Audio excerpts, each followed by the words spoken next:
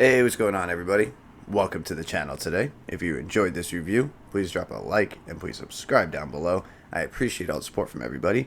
And we have a Nike Air Force One box in front of us, and I really hope this video is coming out great. We have a new microphone that I got a little bit ago by Razer that's set up, and then I have a new filming device which is shooting in HDR, so hopefully everything comes out great. Give me patience while I kind of adjust the new formatting and editing and all that stuff.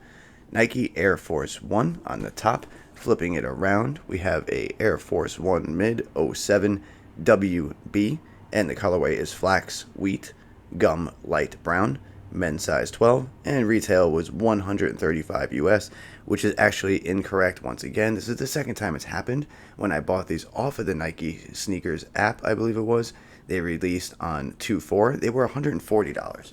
So, like I said with this pair, it released on February 4th of 2022 for $140 US, not the $135 shown on the box for some reason, but let's get into these.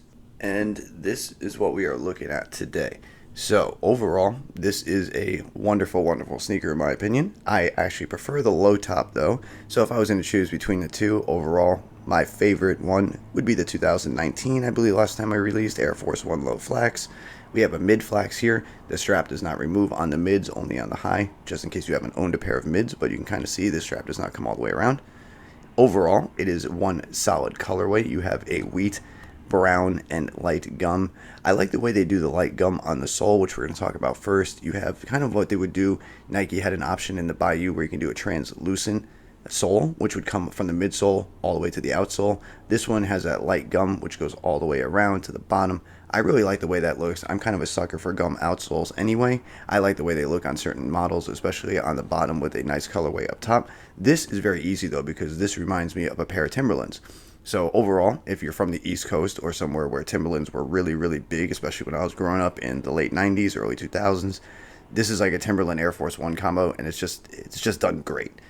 So there is a look at your paneling. Once again, I wouldn't recommend wearing these in the same weather as Timberlands because you have a nubuck kind of suede upper. Water will probably damage this over time and leave it spotty or just ruin the material. There is a look at the swoosh in a little bit of a darker color, but you can kind of see it has almost like a little yellowish tinge to it. It's almost exactly the same, but it's a little bit different in a hue. Going around the back, you have Nike Air right there, which is stamped onto that nubuck patching by the ankle and heel area. There's a look at your medial side in that flax color with that little bit of lightened colored swoosh. You can kind of see that there. It actually looks a little darker. Kind of that tinge of yellow. You can kind of see what I'm talking about. And your toe box is perforated a little bit going up. You have one pair of laces, which is a rope lace with a braided pattern. Has a little bit of white and brown. Your tongue is made from the same nubuck suede material. It's like a leather. No, actually the tongue is a leather. It's not a nubuck. Sorry about that. This is a leather material going all the way up. And there is your Nike Air Force One patch in that tannish brown and black writing. And here is a look at your strap going across, which comes undone, attaches over here, and once again does not detach.